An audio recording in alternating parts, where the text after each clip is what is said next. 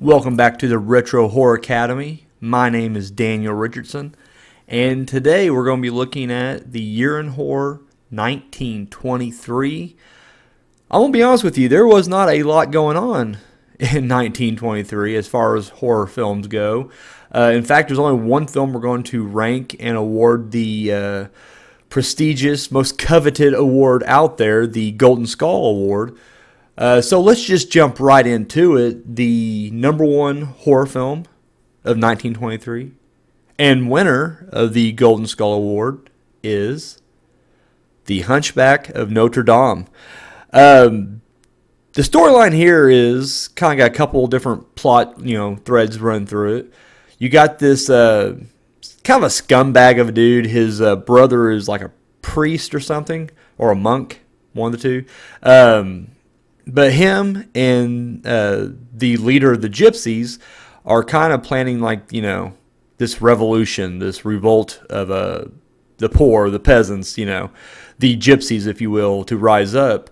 And so that's kind of the first plot line. The other one is the Hunchback himself, Quasimodo, and he is kind of fallen for the daughter of the lead king gypsy, whatever you want to call him, Esmeralda. So that's kind of, the two plot lines there.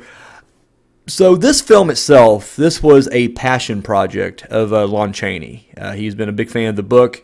Victor Hugo, I believe the guy's name, who wrote the Hunchback of Notre Dame. He's a big fan of the book, and he acquired the rights to it. He envisioned himself not only starring in the film, but also directing as well.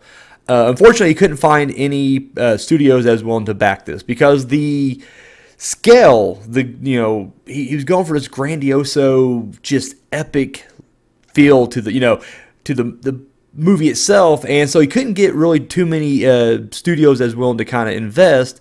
But then he eventually did kind of give up the right because he really wanted to focus more on the acting portion of this thing. And, of course, he goes all out when it comes to special effect makeup and all that stuff. And so once they found another director, that was when, Universal came around. And, the movie was, into production. However, right off the bat, Universal kind of went through a handful of directors. In fact, even one of them was actually working while it was in production. They fired him because the entire time this film was in production, they just kept trying to keep the cost down. Keep the budget, intact. However, this movie just kept going over budget. They never quite achieved that at all. Because if you look at this movie, the sets are so spectacular. I mean, the buildings you see are built to scale. The cathedrals, the churches, the bell tower, all that stuff. It's massive statues. I mean, this thing is just so epic in scale. In fact, this was, I believe this is the first film that Universal did that had over 1,000 extras. So many extras, in fact, they had to expand their wardrobe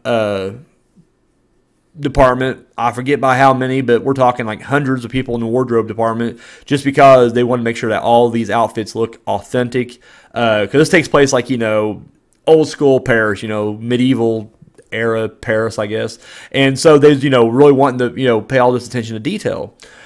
Not only that, this was actually the first film to use a bullhorn and the PA system to kind of direct all the extras, which, today is common practice.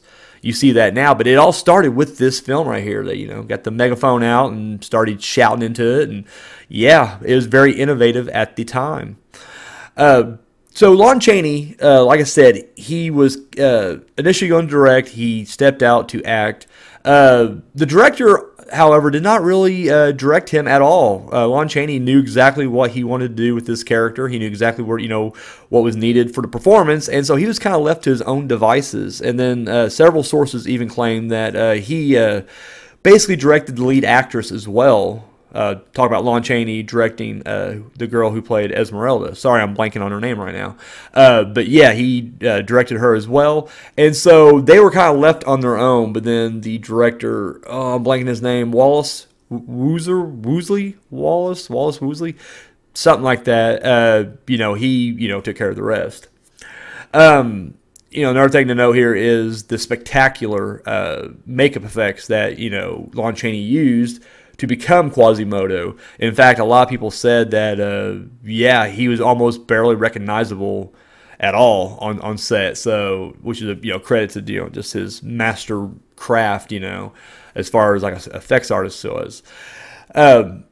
The other thing about this is there's a lot of conflicting reports that he, because of the makeup and the outfit he had to wear, that he injured himself playing Quasimodo. But then a lot of reports said that he was already injured coming into this, which I remember reading The Penalty back in 1920, so 3 years before this, that he was actually injured himself on that one because he was playing a double amputee, and he had a special like leg brace he had to wear. And so I tend to kind of go with that one because, again, a lot of people corroborate that one, that he got injured on The Penalty instead of the Hunchback of Notre Dame. So either way, though, dude was a pro and just worked through the fucking pain.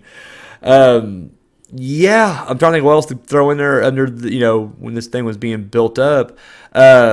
That's pretty much it. This movie comes out. It's a huge hit. It paid off, going over budget, whatever it was. It paid off, and this was a massive hit. In fact, this was like the crown jewel for Universal at the time. In fact, they wanted to make more movies like this. This was like the template.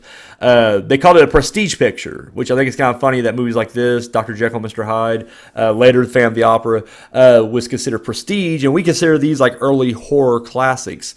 Which I guess is debatable if Hunchback of Notre Dame is flat out horror. I'll get into a little bit of that later on, but either way, this does kind of set the tempo and kind of set the stage for what Universal want to do later. And the funny thing is these were kind of like horror pictures early on. It'd be the 30s when the rise of the Universal monster films would really kind of come up. So I just think it's very interesting that Universal is kind of built on horror films. I don't know. Something I thought was kind of neat right there. So yeah, this movie did really well. Lon Chaney, of course, he was a well-known actor before this. As I mentioned before, he starred in The Penalty and a few other movies. But this really made him a household name. Like, this blew him up to superstardom right here. Yeah, he became just an icon based on this alone. Him and the director would work together again, as well as him and Universal. And as I mentioned before, their next big project together would be, the Phantom of the Opera. So, that was coming up in just 2 short years. So, what do I think about this film? I absolutely thought it was great. I really did. The thing is, if you're not really into short films, I don't know. Well, actually, I don't know why you're listening to this podcast right now, because that's all we've been covering as of late was, the silent, short, era. But as far as the silent movie goes, I don't know. It can always go 2 ways for me. A lot of time, you watch it, it becomes a chore. It's like, damn it, this is just, there's, I don't know. I've seen my fair share of silent films that were just boring to watch. This was not one of those, though. This had a great story throughout. It kept your attention. And I gotta say, it looks great. Like, the money was well spent. The production looks fantastic. Everything just looks great. But it's really Lon Chaney's performance that really draws you in. I mentioned before, do you really count this as a horror film? Most people don't. This is the first time I've actually ever seen any adaptation of The Hunchback of Notre Dame. Like, I've never seen any of it. I never read the book, never, saw, not even the Disney movie. The closest I ever came to watching The Hunchback of Notre Dame was there was an obscure comedy from '87 called Big Man on Campus.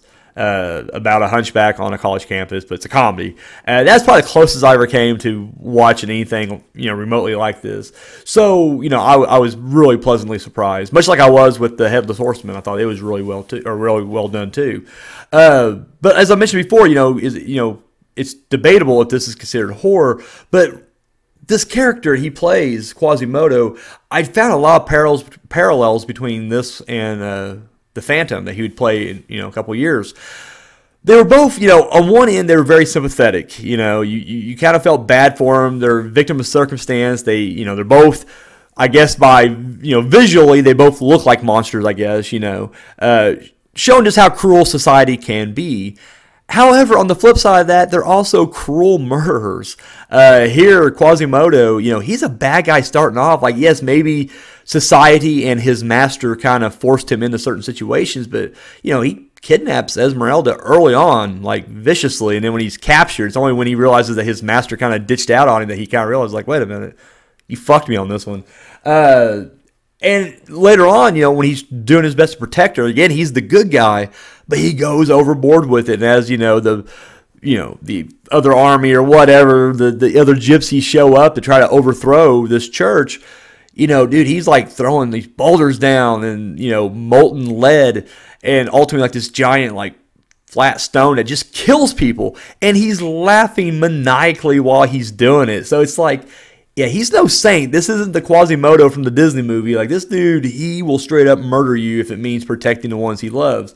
And like I said, I guess in that sense, this is kind of a horror film, I guess.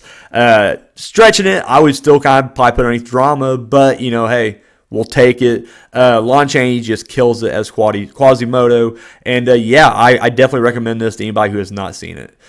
So to recap, the #1 horror film of 1923 and the winner of the Golden Skull Award, it's The Hunchback of Notre Dame. And it's well-deserved. I mean, seriously, just for Lon Chaney's performance alone, this definitely gets that Golden Skull. So there you have it. I want to thank you guys for joining me this week. And, of course, next week we'll go on to 1924. So, yeah, there's that. This has been the Retro Horror Academy. My name is Daniel Richardson, and you're dismissed.